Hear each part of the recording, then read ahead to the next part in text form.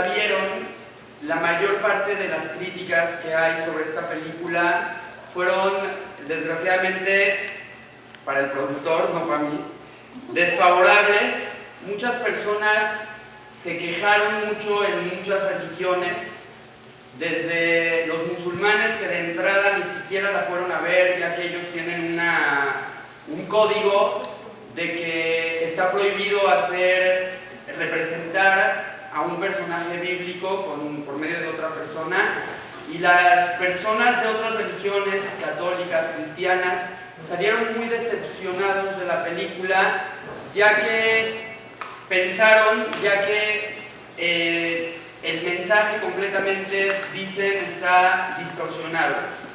Vamos nosotros a ver, ya que en el judaísmo, por desgracia, muchas personas salieron de la conferencia, de la película, y salieron también muy decepcionadas, pensando que los mensajes acá expuestos no son verdad. Y muchas personas empezaron a decir que no fueron al cine a ver una película de Noah, que es una película de fantasía y llena de personajes que jamás existieron, llena de mensajes que jamás se dieron en la historia, que para eso se hubieran ido a ver la Guerra de las Galaxias. Y la realidad es de que, por desgracia, nosotros como judíos salimos hablando este tipo de comentarios, mientras que, por desgracia, no lo hacemos siempre por conocer la historia original y entonces criticar la película, sino que criticamos de antemano creyendo que nosotros conocemos más que el productor, que si va a hacer una película en la que va a gastar 130 millones de dólares, seguramente se informó bien acerca de qué se trata toda la historia de Noé. Obvio, siempre Hollywood va a cambiar los mensajes, siempre tienen que haber cosas verdaderas y no verdaderas, ya que de lo contrario no se le puede hacer una trama a una historia tan importante como esta. Pero pongan atención, les advierto desde ahorita que si la película se les hizo fantasiosa e imaginaria, ciencia ficción, entonces les advierto de antemano que la conferencia va a ser mucho más fantasiosa. Como yo siempre digo, siempre la realidad supera la ficción. Las cosas que pasaron antes del diluvio, según el Zohar, según la Kabbalah, según las Gemarot y los Midrashim, son conceptos tan profundos y elevados y cosas tan maravillosas que no son de este planeta, y por lo tanto les advierto todo esto antes de empezar la conferencia, porque no quiero que cuando salgan digan si la película estuvo mala, la conferencia estuvo peor. Así es que a continuación voy a empezar. Varios de los temas que vamos a tocar son Tubal Caín, que sale mucho en la película. Ahorita vamos a pasar cortos, entonces quien no la vio no hay ningún problema. Vamos a tocar los temas de los Nefilim, estos gigantes de roca que aparecían en la película.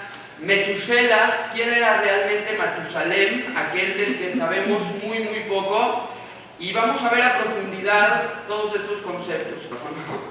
Resulta, según Hollywood, que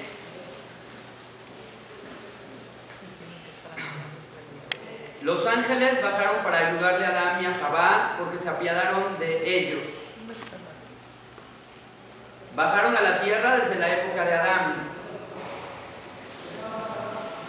Bajaron sin el permiso de Hashem. Eran luz y quedaron atrapados en una coraza de tierra. Ayudaron a los hombres, pero ellos fueron malagradecidos y solo Metusela los ayudó. La Torá sí nos habla acerca de los Nefilim y los describe como ángeles que bajaron del cielo, pero no para proteger a Adán, sino con otras finalidades. Esto es lo que dice la Torá sobre los Nefilim. Un fragmento de la Torá en el libro de Bereshit.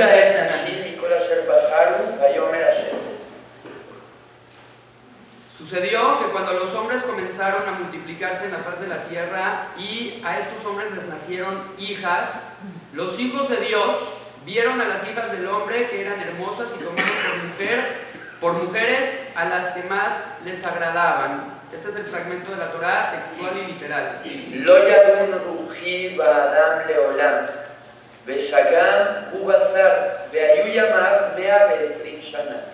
הנפילים היו בארץ בימים ההם, וגם אחרי כן אשר יבואו בני האלוהים אל בנות האדם, וילדו להם, הם הגיבורים אשר מעולם אנשי השם.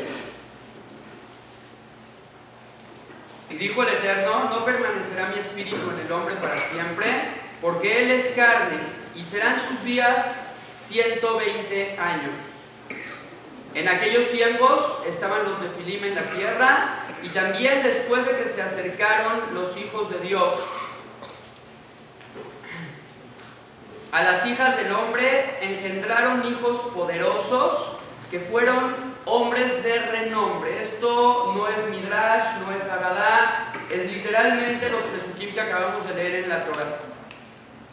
Le llama la Torá a estos hijos, a estos nefilim, les llama Bene a Elohim, los hijos de Dios. Rashi a estas palabras da dos explicaciones.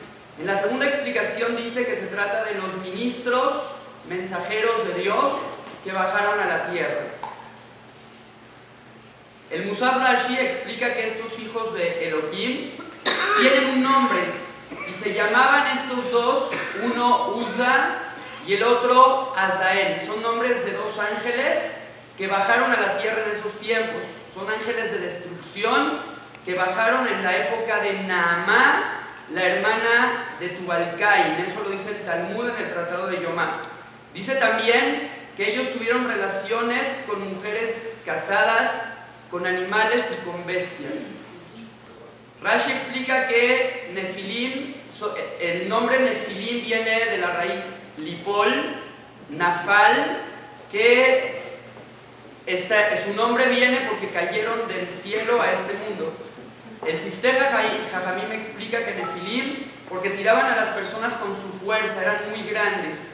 Los Nefilim son los gigantes, hijos de Shamhezai y Azael, que cayeron del cielo en la época de Enosh. Es la explicación textual del Sifteh Jajamim. Ellos cayeron del mundo de arriba, es decir, del cielo. Estoy trayendo ahorita pura síntesis de los comentaristas sobre la Torá. El Baalea Turim dice, sus descendientes de estos Nefilim, de estos ángeles, que tuvieron relaciones con personas, animales y bestias, se llamaban Sihón y Og, y seguramente ellos se les hacen más conocidos porque eran los gigantes. A Og Melech HaBashan lo mató Moshe Rabbeinu. Como dice el Talmud en el Tratado de Nidá, ellos eran los hijos de Shamhezai y Azael, que cayeron del cielo en la época del diluvio. El Eben Ezra dice que se llamaban Nefilim porque se caía el corazón de los que los veían, porque impresionaban mucho por su altura. También en el libro de Bamidbar, cuando los espías cuentan sobre su travesía en la tierra, dicen que vieron ahí a los Nefilim, hijos de Anak. Ahí vimos a los Nefilim, hijos de Anak, por si no me creen, y éramos ante sus ojos como langostas. Éramos tan pequeños ante sus ojos que parecíamos langostas. Rashi sobre el Talmud en Yomá también dice que el motivo por el que bajaron a la tierra es porque vieron a las hijas de Adán que pecaron. Vieron a Adán que pecó, a Javá que pecó, como vamos a ver a continuación. Javá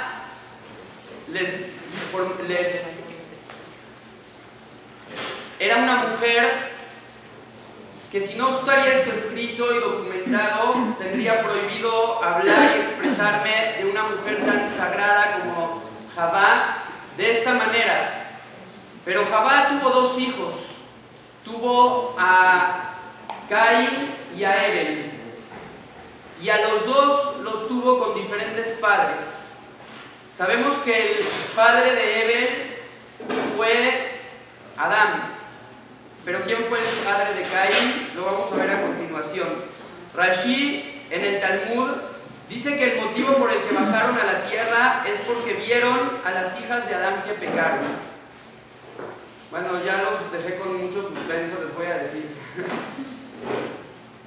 Caín es el producto de una relación prohibida que tuvo Javá con la Nahash, con la víbora. La víbora realmente no era tal cual como la conocemos hoy en día, sino era más o menos con las características de una persona. Tuvo relaciones, la incitó por medio de la boca a pecar, y todo el veneno de la Nahash, que es el Yetzer Hará, es el lado malo que creó Dios en el mundo, en la creación, lo heredó Caín, y de ahí viene la maldad en el mundo, sumada a estos Nefilim, a estos ángeles que bajaron del cielo. ¿Por qué bajaron? Dice acá, porque vieron a las hijas de Adán que pecaron, a Javá que pecó, a Adán que pecó, y a las hijas de Adán que pecaron. Estos ángeles en el cielo hablaron mal de Adán por ser expulsados del Gan Eden y por pecar contra Dios. Ellos dijeron la frase que nosotros regularmente acostumbramos a decir los seres humanos: si nosotros estaríamos en la tierra, seríamos perfectos. De aquí se deriva una enseñanza del Talmud: al Tadun et Haberja at Shetagia Limkomo. Nunca juzgues a las demás personas hasta que te pares en su lugar, hasta que te pongas en sus zapatos. Si es un 100 pies, no te pongas nunca en sus zapatos, nunca lo juzgues para mal. Les dijo Dios: ¿acaso ustedes pueden contra el Yetzer Hará? Les dijo así a los ángeles. Ustedes ¿no? Dicen que Adán es muy malo porque pecó. ¿Ustedes podrían aguantar la tentación que él tuvo? Ellos respondieron que sí, e inmediatamente Dios los mandó a la tierra. En el momento que pisaron la tierra y entró en ellos el Yetzer Hará, ellos pecaron de una manera que el hombre no había pecado hasta ese entonces. Fueron peores. La Torá aclara que estos ángeles al bajar a la tierra tuvieron relaciones prohibidas también con animales y con bestias. Dice el pasuk: Mikol Asher Baharu. Establecieron relaciones con lo que ellos escogían. Querían algo y tenían relaciones con ellos. Y de ahí los dinosaurios, monstruos que nacieron en esas épocas por toda la perversión y toda la maldad que había en ese entonces. Debemos aclarar que toda la tierra estaba corrompida, las personas tenían relaciones con quienes no eran sus parejas, sus esposos, los animales se contagiaron, la tierra también se contagió, pero es imposible que criaturas tan grandes nacieran de una cruza de dos animales como los que conocemos hoy en día. Entonces ahí se involucró también las relaciones prohibidas de los ángeles. Y de ahí los dinosaurios, según una explicación. Perdón, Joseph, ¿y los duendes también de aquí? Ahorita vamos a ver eso también. Por último, hay un midrash que habla sobre una mujer muy buena, que cuando los ángeles caídos quisieron pecar con ella, no dice el nombre de esta mujer, ella les dijo: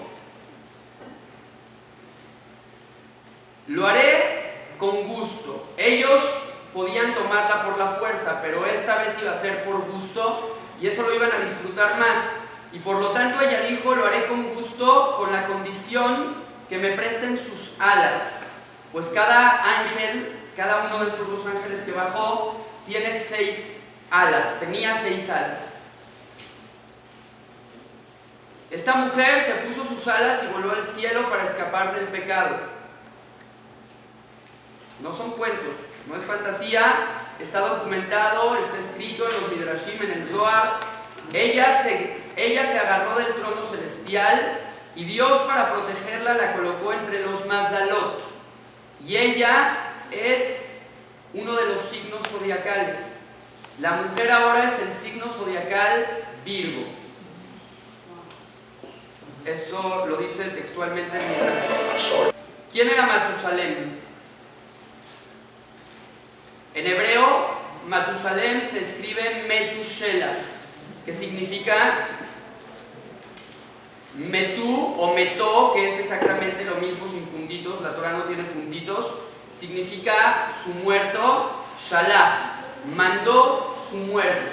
Metushelah era un asesino, pero no un asesino de personas buenas, un asesino de criaturas malas. El Jidá explica que habían tantos nacimientos de la impureza que se juntaban con ángeles dañadores que la gente por miedo no salía de sus escondites, como hoy en día en México. Hasta que Metushelah ayunó durante 3 días con la finalidad de que Dios se apiade de ellos. Dios escuchó el pedido de Metushelah y escribió sobre la espada de Metushelah su sagrado nombre, el Shema Meforash, el nombre de 72 letras que estaba en el Kodesh HaKodashim. Con esta espada, Metushelah podía matar hasta 190 millones de estos demonios en un solo espadazo. No espero que lo entiendan ni que lo crean, pero esas son las palabras textuales del Jidá. Es verdad que los ángeles ayudaron a construir y proteger el arca. El Midrash dice que los animales que quedaron en la tierra, ellos son los que se reunieron alrededor del arca para custodiarla, pero no ningunos ángeles. Además, para su construcción no necesitó ayuda. Noah se tardó 120 años en construir la Tebá. Entonces créanme que aunque haya puesto un palillo de la Tebá en cada día, le dio tiempo exacto para acabarla de construir. En resumen, según la Torá, sí existieron los nefilim. Es verdad que se trataba de ángeles que cayeron del cielo. Es mentira que bajaron en la época de Adán, es mentira que bajaron para ayudar a las personas. Es mentira que ayudaron a Noah a construir la Tebá, es mentira que estaban atrapados en una coraza de tierra y que se liberaron de ella, aunque visualmente está muy padre. Es mentira que bajaron sin el permiso de Hashem, fue Hashem quien los mandó. Es mentira que Metushelah los defendió, él los destruía. Es verdad que Metushelah era un guerrero y que combatía el mal.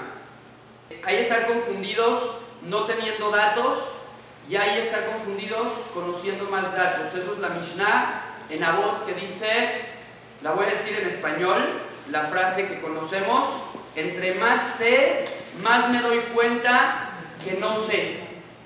Noah tiene una profecía, esto es la parte de la película en la que Noah profetiza que le dicen que debe de salvar a los animales.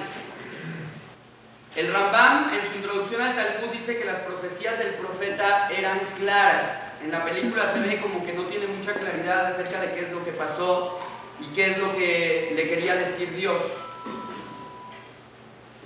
Noah sabía perfectamente que debía meter al arca 7 puros y 2 impuros. Vamos a ver que estos animales entraron solos al arca, no los tuvo que meter Noah. Vamos a ver a continuación.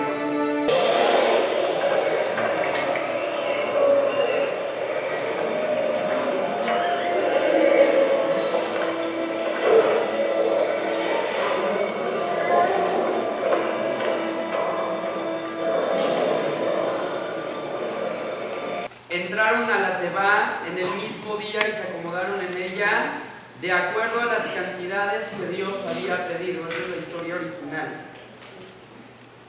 No fueron entrando de a poquito, acá yo porque le corté. El resto de los animales estuvieron custodiando el arca, separaron todos los animales que quedaron con vida alrededor del arca. Y obvio que no estaban dormidos. Los que no vieron la película, al final de la película hay un dilema porque Noah piensa que la profecía era dejar con vida solo a los animales y a las personas no. Y lo que él creía era que, según la película, era que lo que Dios quería era empezar un mundo nuevo, libre y limpio de personas. Por lo tanto, según la película, entran al arca Noah, su esposa, Shem, su esposa, y su esposa de Shem embarazada, mientras que Jafet y Ham entran sin esposas. Entonces, como Noah ve en la profecía o interpreta la profecía, de modo que el mundo tiene que seguir sin hijos, sin seres humanos, él dice que si tiene una niña, la esposa de Shem la iba a tener que matar, porque eso era parte de la profecía de Dios, para que el mundo no siguiera. Él pensó que eso era lo que Dios quería de él, según la película. Esto obviamente está completamente distorsionado. Nosotros sabemos a la perfección que solamente entraron parejas a la Teba. Todo lo que entraron seres humanos, entraron animales, entraron espíritus y duendes, pero todos entraron en parejas. Además, Noah nunca tuvo un dilema así, ya que él tenía claro que el salvar a los animales no era la finalidad. La finalidad era salvar a las personas. No obstante, Dios puso a los animales y a la naturaleza a nuestro cuidado. La Torá nos habla acerca de no hacer sufrir a los animales y de no cortar árboles frutales tampoco. No solamente entraron a la Teba animales y personas y duendes, entraron también hierbas, plantas y frutas. De hecho, la única planta que no metió Noah a la Teba, que tenía que haber metido, era la aceituna. Y para Dios demostrarle que no dependía de él el mundo, lo primero que trajo la paloma era una hoja de olivo de la aceituna. Esto nos enseña que si nosotros no hacemos las cosas buenas, Dios de todas maneras las va a hacer, pero no vamos a tener el privilegio de que se hagan por medio de nuestras manos. De hecho, la Torah dice, Benatatiese, Besadejali, Benteja, Beajaltabe, Sabata, lo decimos todos los días en el Shema Israel, que significa que Dios dará primero comida a los animales y después comerán las personas. La persona tiene la obligación, si tiene un animal en casa, primero alimentarlo a él y después comer él.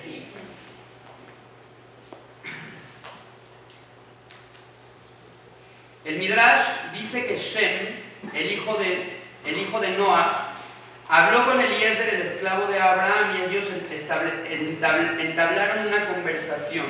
De hecho, acuérdense que la gente hasta ese entonces todavía vivía hasta 1000 años. La persona que más vivió en el transcurso de la historia fue Matusalem, vivió 1000 años. Matusalem, del que hablamos, que tenía una espada con la que mataba demonios. Él fue un tzadik. El diluvio no comenzó hasta que pasaron los 7 días de duelo, de luto por su muerte, y después, el día número 8, empezó a caer la lluvia en el diluvio. Y dice, Eliezer, el esclavo de Abraham, conoció a Shem, el hijo de Noah, y entabló con él una conversación. Le dijo que fue por el favor que hicieron con los animales que Dios los salvó a ellos. Si Noah no hubiese hecho favores con los animales, no hubiesen sido salvados, se hubieran quedado en la Teba hasta morir. Ellos se ganaron la vida gracias al favor. Cuando escuchó esto Abraham Avinu, ¿qué hizo? Abraham Avinu dedujo: si por hacer favores a los animales uno se gana el mérito de ser salvado por Dios, entonces, con más razón por hacer favor con las personas. En ese momento, nosotros ¿qué hubiéramos hecho? Bueno, luego cuando sea grande voy a hacer algo por las personas. En ese momento, dice el pasuk, Vaitá Eshel, instaló un Eshel. ¿Qué es Eshel? En Beersheba. ¿Qué significa Eshel? Eshel son las iniciales no es el asilo de ancianos. Eshel es Aleph, Ajilá, Shin, Shtiá, Lamed, Liná. Es un lugar para acoger a las personas, darles Ajilá, comida, Shetiá, bebida, y Liná, un techo donde dormir. Eso es el favor que hizo tan grande a Abraham Avinu y lo convirtió en el cimiento y en la piedra fundamental de nuestro pueblo. Ok, 10 generaciones pasaron desde Adán hasta Noah. En la película no viene así, eran Adán, Shet, Enosh, Kenan, Mahalalel, Yared, Hanoch, Metushelach, Lemech, que también se le llama Lamech, y Noah. Según la película, Noah era un hombre que vivía aislado de la sociedad y no tenía nada que ver con ellos. ¿Todo esto es cierto? ¿Quién era realmente Noah? ¿Qué había de especial en él? ¿Qué era lo que pasaba con la tierra en su época? Nada más para dar una breve explicación. Según la película, en la época de Noah la gente sufría mucho para trabajar la tierra. Sí, porque la tierra se había corrompido al grado que daba otros frutos. Como los humanos empezaron a casarse con parejas que no eran sus parejas, con parejas que naturalmente no deberían de casarse, y tenían relaciones las personas con los animales y los ángeles con las personas y con los animales. El ambiente de la época estaba tan contaminado que incluso la tierra llegó a contaminarse y sembraban una fruta y daba otra. De hecho, Rabeliau Lopian, en su libro Lev Eliyahu, dice que en su ciudad había un hospital que toda la gente que entraba con una enfermedad salía con otra, tipo los mecánicos de acá. Y lo que pasó es de que trajeron investigadores para que realicen sus investigaciones y chequen qué es lo que está pasando, y se dieron cuenta que el hospital llevaba muchos años construido y que todos los virus y las enfermedades se habían impregnado en las paredes desde hace años. Si eso pasa físicamente con los hospitales y las enfermedades que son contagiosas, también espiritualmente. Nos contagiamos de la maldad de las personas de nuestro alrededor, de las ideas de las personas de nuestro alrededor, y sin darnos cuenta entramos en un círculo en el que empezamos a imitarlos y a ser como ellos. Y eso pasó al grado que la misma tierra se corrompió. No tienen libre albedrío ni los animales ni las plantas, y no fueron castigados por ello, sino simplemente era una consecuencia que debían de ser borrados por lo que pasó. Y no porque fuera justamente gracias a Noah que la tierra no es verdad que las frutas no salían, porque fue justamente gracias a Noah que la tierra mejoró.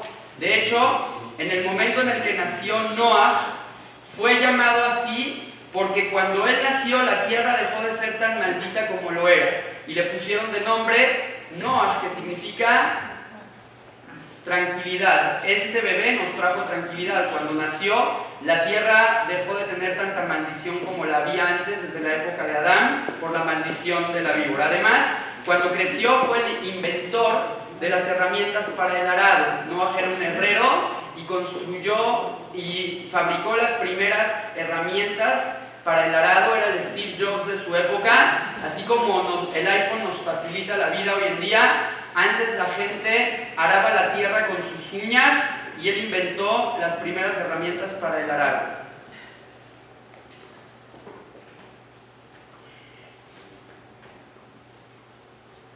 Noah estuvo construyendo un arca durante 120 años a la mitad de la ciudad. No vivía aislado ni era apático. De hecho, lo que él quería era que la gente, al verlo construir a la mitad de la ciudad un arca, diga: oye, ¿qué está pasando? ¿Va a haber un diluvio?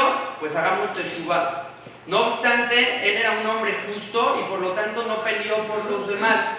Él era justo. Dios le dijo: se destruye el mundo, se destruye. Tengo yo que matar a alguien para que el mundo se destruya, lo voy a hacer. En cambio, vemos con Abraham Avinu que cuando vino Hashem con Abraham Avinu y le dijo que va a destruir la ciudad de Sedom y Amorá, Abraham Avinu, a pesar de que sabía que era justo, de todas maneras abogó por ellos.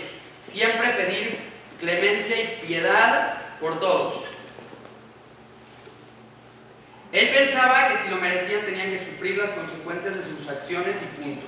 Comparado con Moshe y comparado con Abraham, Noah tuvo que reencarnar esto es otra cosa muy interesante, Noah tuvo 2 reencarnaciones futuras. Por él haber sido justo y solamente hacer lo que Dios le dijo sin tratar de pedir clemencia por la humanidad, reencarnó 2 veces. Reencarnó en Moshe y reencarnó también en Yosef. El Arizal en el Sefer Agibulim dice que Noah reencarnó en ellos 2. Incluso las palabras Inahem, que significa que Dios se consoló, que están escritas precisamente en este episodio de la Torá, son las iniciales Yosef, Noah y Moshe. Y las palabras Ele Toledot Noah, que es como empieza la perashá de Noah, empiezan con Aleph, Tav, Nun, Nun, porque se repite Ele Toledot Noah, Noah. Y el valor numérico da un total de 501, como la palabra Asher. Yosef más Moshe también da 501. Y Paró profetizó esto cuando dijo, Mi Hashem Asher Eshma Bekoló. Mi se escribe Mem Yud, que son Mem Moshe, Yud Yosef. Y Asher tiene el valor numérico de 501.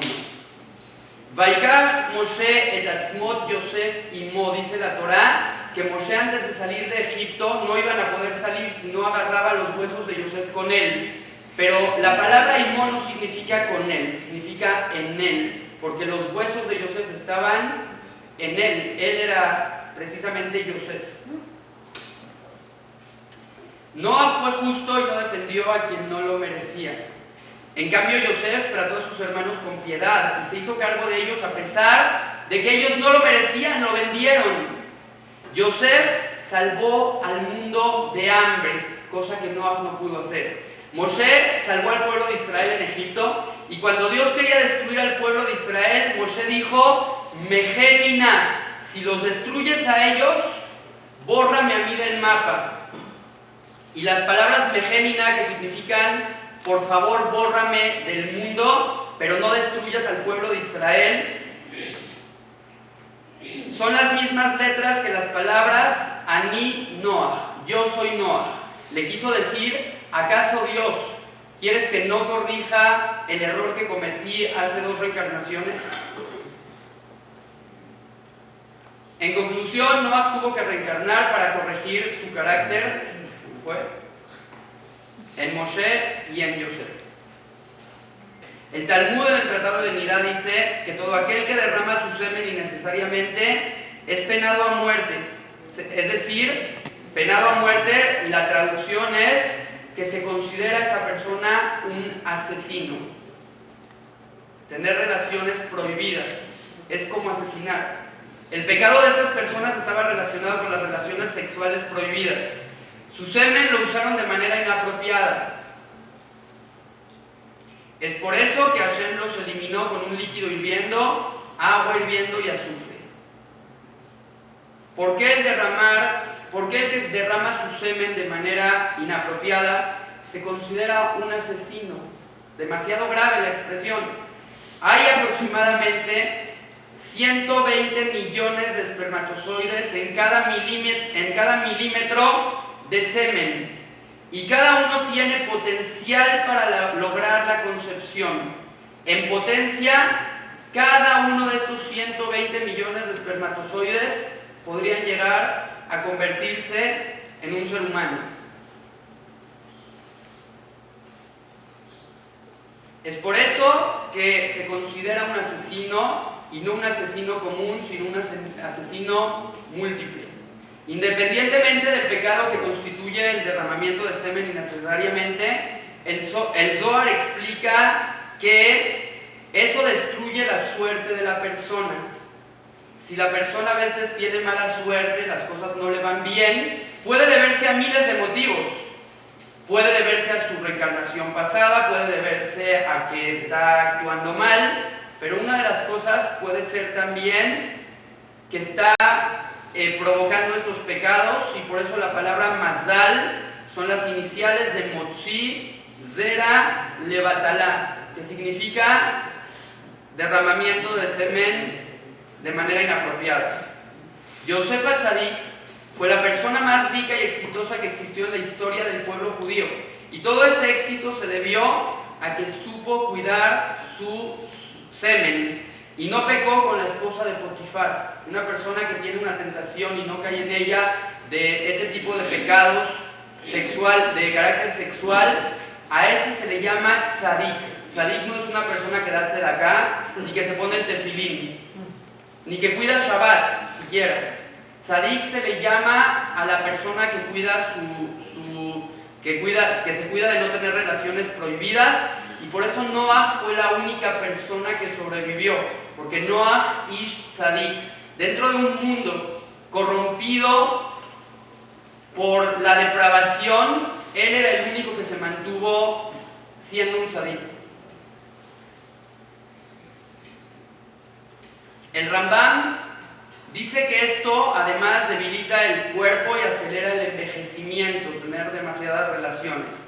Y no solo el Rambam habla de esto, sino que también la medicina china dice que esto provoca daños acumulativos, como por ejemplo la vista borrosa, mareos, dolores de rodillas y espalda, problemas en los riñones.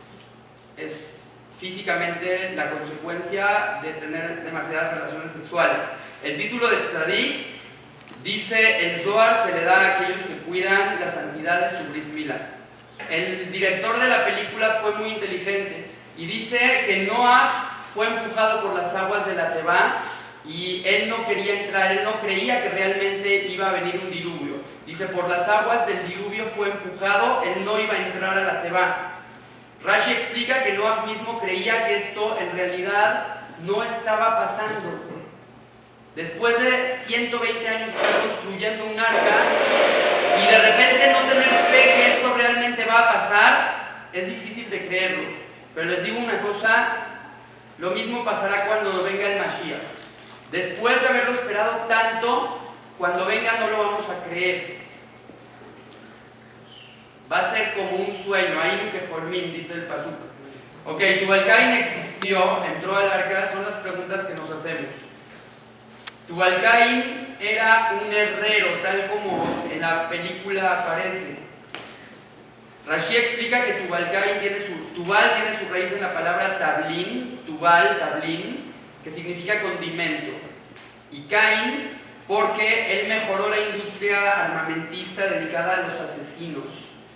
Leí, nada más que eso no lo volví a encontrar, que él, como era herrero, igual que Noah, hacía con sus dones ídolos para la idolatría. Construía estatuas para la idolatría. Tubal-Caín y Noah se conocían. Tubal-Caín tenía una hermana. Su hermana se llamaba Naamá. ¿Se acuerdan de Naamá? Naamá lo vimos al principio, que en su época los ángeles bajaron del cielo para pecar con él, para pecar. Ella era tan hermosa que los ángeles bajaron del cielo para estar con ella. Pero hay algo más sorprendente. Naamá era la hermana de Tubal-Caín y la esposa de Noah. Era su cuñada. La familia no se escoge. Ramban y Rabenu Bejaye, en nombre del Zohar, dicen que Naamá, la esposa de Noah, antes de casarse con Noah, era la esposa de Ashmedón y la madre de Ashmadai, el primer rey de los duendes que existió. Tuvo hijos duendes porque tuvo relaciones con un ángel. Esta mujer fue sobre la que está dicho que los Benea Elohim, los hijos de Dios, vieron a las mujeres de la tierra y no pudieron resistir y pecaron. Tubal-Caín entró al arca, bueno, eso ya se lo imaginarán, que obviamente Tubal-Caín no entró al arca. La realidad es de que, a ver, Sergio, mejor sí prende la portas. Noah sí se emborracha y después hay dos versiones. Una que es violado por Ham y otra que es castrado por Ham.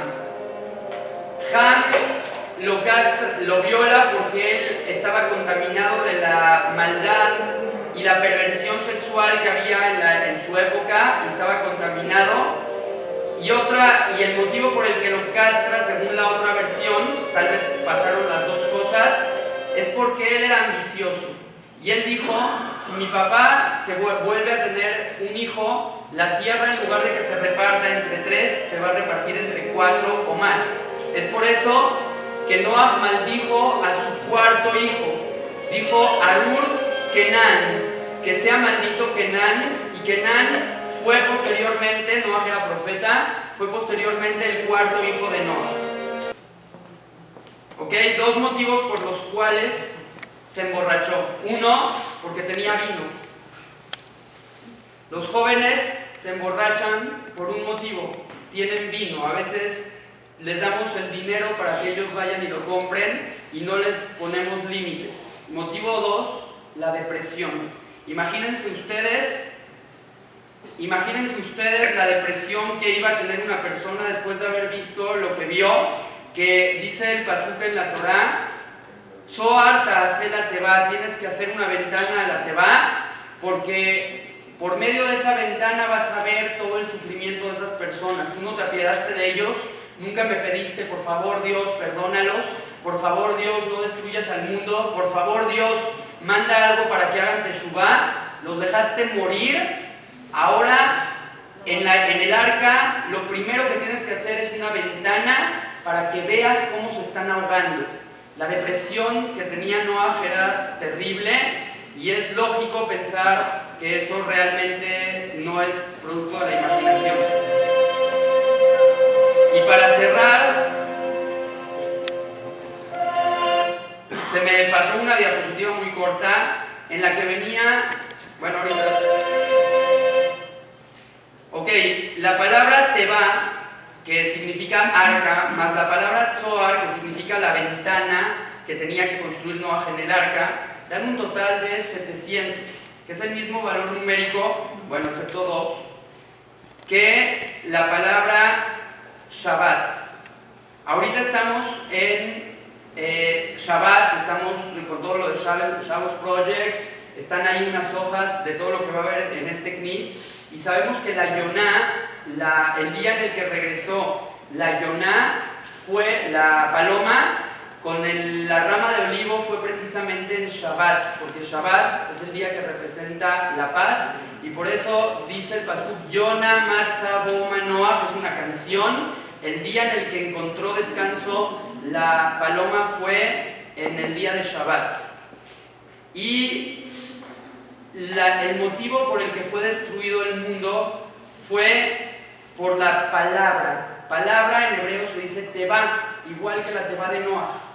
Y realmente, ¿por qué toda la maldad vino por una palabra? Por las palabras de la Nahash.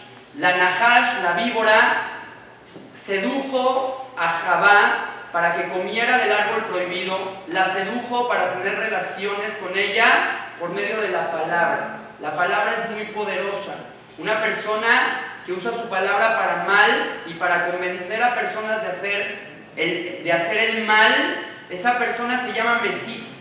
Se llama en el lenguaje talmúdico una persona que seduce a alguien para hacer el mal, y es el peor de todos los pecados. De hecho, una persona común que hace algo malo tiene un juicio. Una persona que es mesit, ni siquiera se le hace juicio para castigarlo. Es decir, para tomar medidas para impedirle seguir incitando a las personas a hacer el mal por medio de la palabra. Escuché una derashá impresionante. Cada cosa buena es 500 veces más fuerte que una cosa mala. Si una persona hace una cosa mala, vale 1, mientras que si hace lo mismo en bueno, vale 500 ante los ojos de Dios. Imagínense cuando alguien incita a otras personas para hacer el bien, 500 veces más méritos se lleva a comparación y equivalente al pecado que tiene la persona que incita a otros a hacer el mal. La cura y el remedio para salvarse del veneno de la víbora, de la teba, de la palabra, fue la teba de Noah. Para nosotros salvarnos para nosotros salvarnos necesitamos también usar la teba, la palabra, para pedirle cosas buenas a Dios, hacer tefilar, rezar, y para estudiar Torah se usa la palabra, para decirle cosas bonitas a la gente y no hablar la shonara. Eso es lo que va a traer la construcción del Bet HaMikdash. De hecho, la palabra en hebreo, además de decirse teba, se dice también milá. Y la palabra milá, que significa palabra igual que teba, si descompones sus letras y las vuelves a armar en diferente orden, te da la palabra Yahalom, que significa diamante. Y este es el mensaje más importante de la Perashá de Noaj. Este es el mensaje más importante que podemos aprender al empezar. Y les recomiendo que busquen. Hay libros, hay maestros. Hoy más que nunca, la ignorancia siempre ha sido la peor destrucción de la humanidad. Las personas antes del diluvio, por ignorantes, dejaron de creer en Dios. Por ignorantes hicieron idolatría, por ignorantes empezaron a cometer ese tipo de deseos, de dejarse llevar por sus deseos, robo, asesinato, que el robo está asociado también con el asesinato y con los pecados sexuales. Cuando una persona, Dios nos regaló, nos dio el placer sexual para que lo usemos con nuestras esposas, con nuestra pareja y tengamos hijos y disfrutemos del sexo. Sin embargo, cuando nosotros usamos ese regalo tan maravilloso de Dios, que es el disfrutar de las relaciones sexuales para hacer el mal y acostarnos, Dios no lo quiera, con otras personas, o Dios no lo quiera como llegaron a esta situación, entonces eso es lo peor que la persona puede hacer. Eso fue lo que caracterizó los pecados del antiguo mundo. Eso es lo que trajo la destrucción, y la finalidad del diluvio era una sola.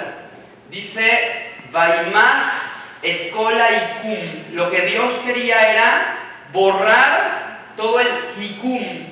Hikum en hebreo suma igual que la palabra Cain.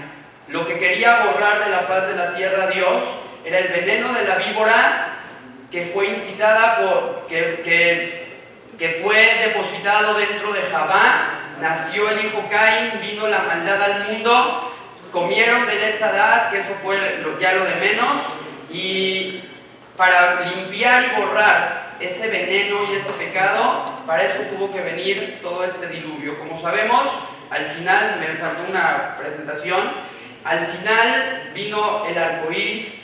Siempre después de toda catástrofe viene un arco iris, después de la tormenta, y les deseo a todos que tengan al final del camino siempre ese arco iris para iluminar con todos los colores, iluminar el mundo de sabiduría, de conocimientos. Y sabemos que hay muchas dudas. Vayan, estudien, abran los libros que hablan sobre la película de Noaj, y no van a tener nunca claro todo el tema, pero van a tener más información.